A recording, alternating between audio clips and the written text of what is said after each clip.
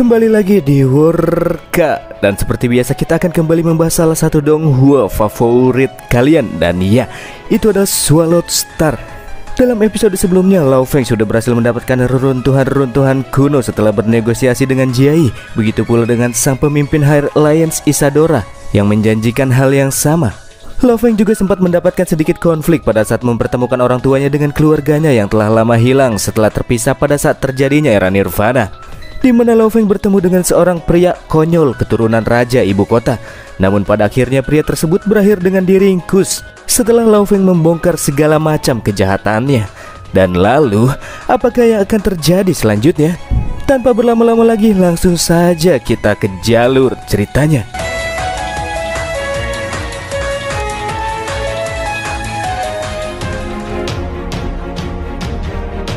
Tekad Lao Feng untuk tumbuh menjadi lebih kuat semakin besar. Hal ini demi mempersiapkan diri sebagai langkah pencegahan bila suatu saat muncul eksistensi yang berasal dari luar angkasa untuk menginvasi bumi. Lao Feng kemudian dibawa ke ruang virtual pribadi yang dibuat oleh Babata sebagai tempat bagi MC untuk berlatih ke depannya. Tempat ini dinamakan Kastil Merah oleh Babata. Dan karena masih berat bagi Lao Feng untuk menerima keseluruhan warisan bintang meteorit, maka selanjutnya sebagai permulaan, Babata akan menerapkan latihan yang lebih praktis dan simpel, di mana Lao Feng akan berlatih baku hantam melawan 5 orang pelayan Huyan Bo. Namun tidak sekaligus, Lao Feng akan bertarung 1 lawan 1 dengan mereka. Di antara 5 pelayan tersebut diketahui pula terdapat 2 orang pejuang genetik atau pejuang biasa dan 3 orang pejuang master mental. Dan agar pertarungan tidak terlalu berat sebelah, Babata juga akan mengatur tingkat kekuatan kelima pelayan agar setara dengan Lao Feng. Dari kelima pelayan tersebut, yang menjadi pertama menemani latihan Lao Feng adalah seorang pejuang mental yang bernama Dao Yi, yang berasal dari ras kristal yang termasuk dalam 6 ras terkuat di alam semesta. Dan Dao Yi adalah jenius di antara para jenius yang terlahir dari rasnya. Namun karena ia memiliki ambisi yang sangat besar demi menjadi yang terkuat, Dao Yi berakhir dengan menghabisi rasnya sendiri dengan melakukan pengkhianatan. Dao Yi yang mengembara di alam semesta juga kerap kali merampas tubuh ras lain yang lebih kuat dengan menggunakan metode transfer jiwa. Dalam segala aspek yang ia miliki, Babata merasa kalau Dao Yi lah yang paling cocok untuk menemani latihan Lao Feng sebagai permulaan. Kemudian Babata memasukkan ingatan asli Dao Yi ke dalam tubuh replika yang telah Babata buat. Meskipun itu cuma tubuh replika berikut dengan kekuatannya yang diubah menjadi setara dengan Lao Feng, namun tetap saja latihan ini akan sangat sulit karena Dao Yi yang sudah hidup selama puluhan juta tahun tentunya mempunyai pengalaman yang jauh melebihi pengalaman tempur yang dimiliki oleh Lao Feng. Hingga akhirnya proses instalasi pengisian ingatan asli Dao Yi ke dalam tubuh replika yang dibuat Babata pun berlangsung. Lao Feng di sini mencoba menguatkan hatinya sebelum bertatapan langsung dengan sosok pelayan Huyan Bo yang satu ini.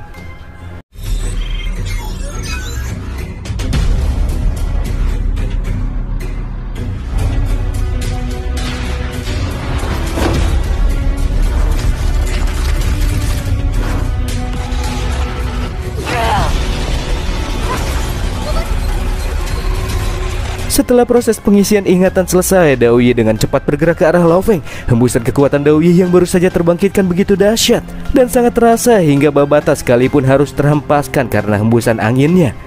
Dao Yi juga bisa langsung menghentikan serangan cepatnya sebelum itu mengenai Lao Feng. Kontrol kekuatan yang sosok ini miliki benar-benar menakjubkan bagi Lao Feng, yang kala itu hanya bisa tertegun merasakan ketakjuban.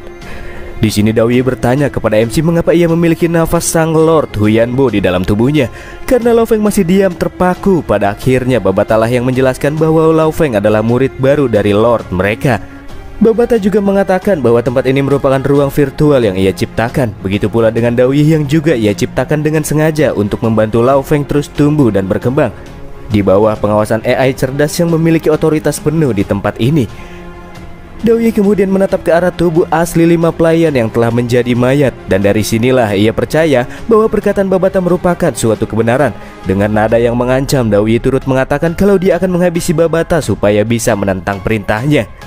Babata yang merasa ngeri kemudian bersembunyi di balik tubuh MC. Di saat yang sama Dao Yi mengangkat tubuh kecil Lao Feng ke udara dengan kekuatan mental dan lanjut melayangkan sebuah serangan cepat, di mana Lao Feng langsung dibuat tewas dalam sekejap saja.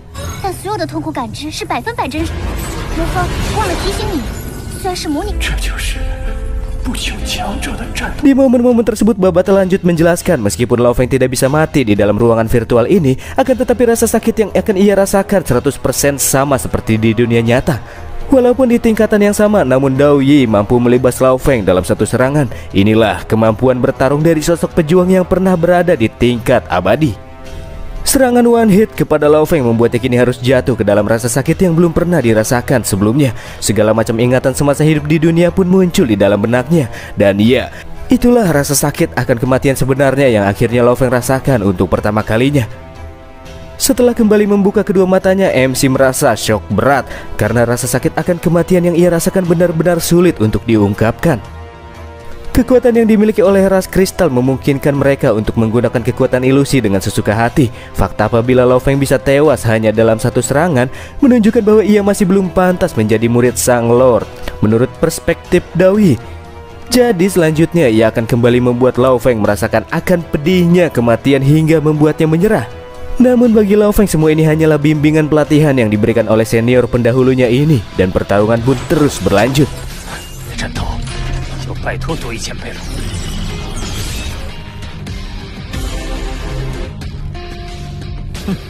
Tapi sebelum duel di antara mereka kembali dimulai, Babata mengganti tempat area pelatihan dan seketika field berubah ke bentuk sebuah arena. Dan inilah bentuk dari arena pelatihan bintang meteorit yang dahulu diciptakan oleh Huyan Boss sama.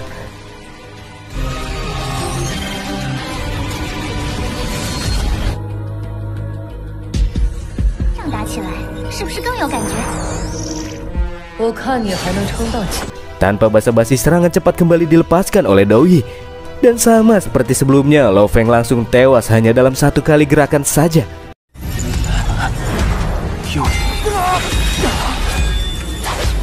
Berikutnya Lao Feng mencoba melepaskan pedang guntur 9 tahap, akan tetapi serangan tersebut masih belum cukup. Dan lanjut Dao Yi yang melakukan counter attack, di mana dirinya menyerang Lao Feng dan melayangkan tangannya yang bisa berubah bentuk menjadi sebuah pedang, yang pada akhirnya Lao Feng pun kembali tewas.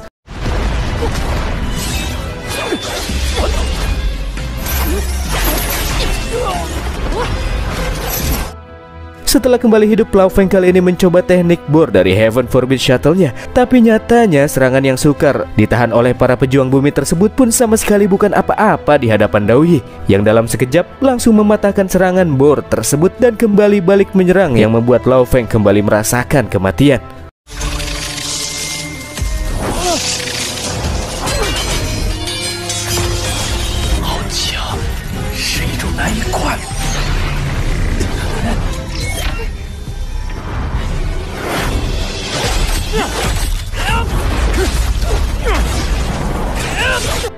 Kekuatan besar Dao Yi benar-benar tidak dapat Lao Feng atasi. Dalam duel yang terus berlanjut, ia pun harus tewas secara terus-menerus hanya dalam satu kali serangan. Akan tetapi Lao Feng yang dihadapkan dengan kematian berulang-ulang merasakan adanya energi yang terus berkembang, dan ia mengalami kemajuan dari dalam tubuhnya. Menurut Babata, semua energi genetik MC terus berkembang, bergerak, dan berkumpul di titik pusat lautan kesadarannya.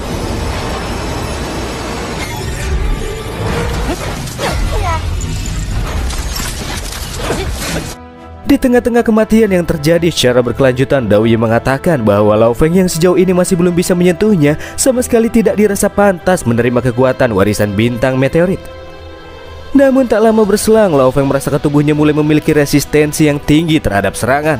Ya, itu dikarenakan tubuh fisik Lao Feng hampir menerobos ke ranah selanjutnya. Nah, ini nih yang sering ditanyain sama penonton. Emangnya apa sih kemampuan spesial Lao Feng setelah naik ke penjelajah bintang? Sebelum itu saya jelasin dikit ya. Jadi seperti yang kita tahu, Lao Feng ini merupakan pejuang master mental, yang artinya dia punya dua jenis tingkatan yang harus diperkuat. Yang pertama kayak pejuang biasanya, tingkat tubuh fisik, dan kedua itu tingkatan kekuatan mental. Tingkatan kekuatan Lao Feng yang udah naik ke penjelajah bintang sebelumnya itu kekuatan mentalnya, sedangkan tubuh fisiknya masih di puncak War God. Gitu kira-kira. Oke, kita lanjut ya.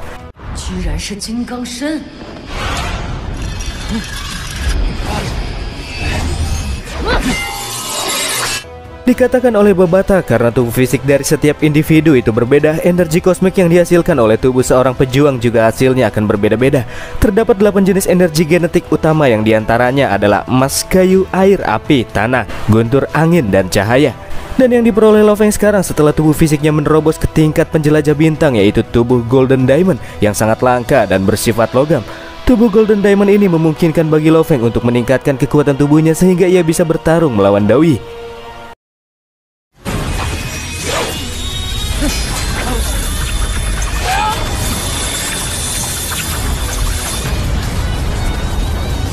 Ya, meskipun kini Lo Feng terlihat sudah bisa mengimbangi Dao Yi dalam hal kekuatan fisik, tapi sayangnya selain tubuh kristal super kuatnya, ia masih memiliki skill lain yang belum dia tunjukkan.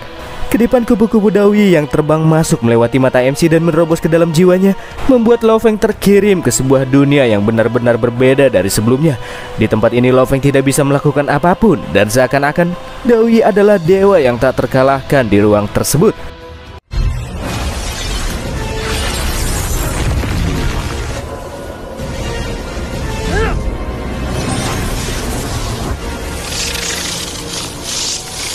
Setelah membuka kedua matanya, Lo Feng kembali merasakan syok yang begitu luar biasa.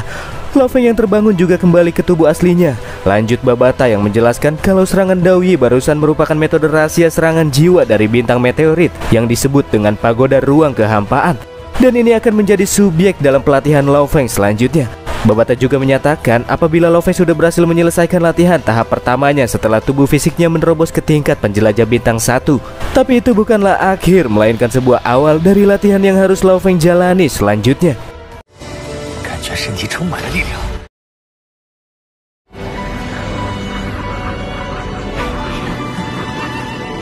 Lo Feng kemudian kembali ke dunia nyata dan berpamitan dengan nenek Hong Qin sebelum pulang ke rumah.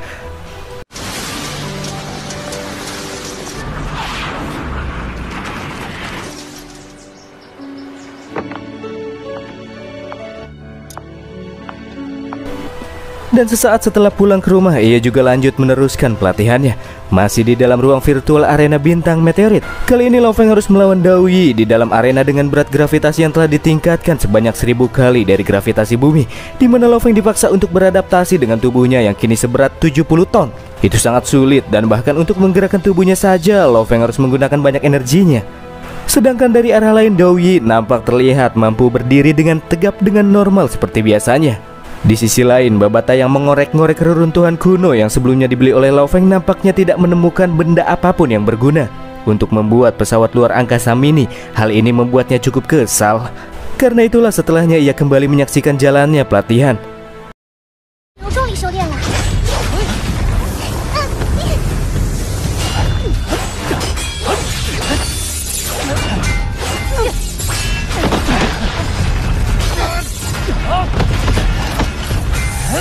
Walaupun sekarang Lo Feng tidak tewas dalam satu serangan, akan tetapi dalam duelnya ini ia masih belum mampu mengcounter balik serangan Dao Yi yang jauh lebih berpengalaman dibandingkan dirinya. Armor Dewa Hitam yang Lo Feng kenakan juga sangat tidak berefek. Armor tersebut pun langsung menyebar setelah terkena setiap serangan Dao Yi, hingga akhirnya armor Dewa Hitam pun harus terpisahkan dari tubuhnya setelah terkena serangan yang intens.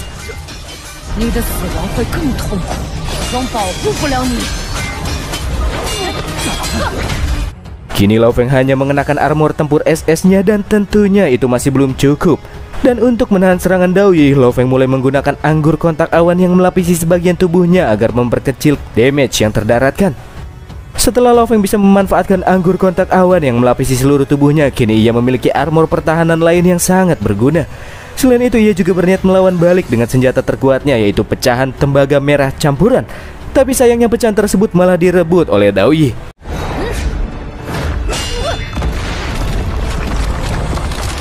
Babata pun menjelaskan kepada si pelayan Huyan Bo yang satu ini bahwa pecahan yang ia pegang adalah tembaga merah campuran yang berasal dari pecahan pesawat yang sempat terpisah pada saat pesawat bintang meteorit diserang di masa lalu dan ikut jatuh ke bumi karena barir pelindung dari pesawat tersebut.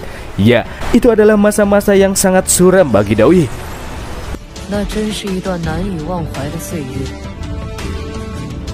Di sisi lain, setelah kembali bangkit, Lo Feng baru menyadari kalau ia punya pertahanan yang kuat setelah memanfaatkan anggur kontak awan. Di saat yang sama, Dao Yi kemudian melemparkan pecahan kuat di tangannya, tapi bukan untuk menyerang Lo Feng, melainkan mengembalikan benda tersebut kepada Lo Feng. Sebelum Dao Yi menghilang, ia juga menyarankan Lo Feng untuk memanfaatkan pecahan tersebut sebisa mungkin, dan setelahnya ia pun menyebar menjadi kupu-kupu hingga akhirnya lenyap dari pandangan. Menurut Babata, Dao Yi ini orangnya sangat ekstrim dan takkan segan-segan membantai lawannya. Namun dari sikap yang ia tunjukkan sebelumnya, nampaknya ia cukup menghargai Lo Feng sebagai murid baru Sang Lord. Shin pun beralih ke ruang gravitasi 1910G. Ini bukan gold coin ya, namun itu menunjukkan berat gravitasi dari ruangan yang saat ini Lo Feng tempati. Iya, dirinya kini sedang berkultivasi dengan menggunakan kristal kayu.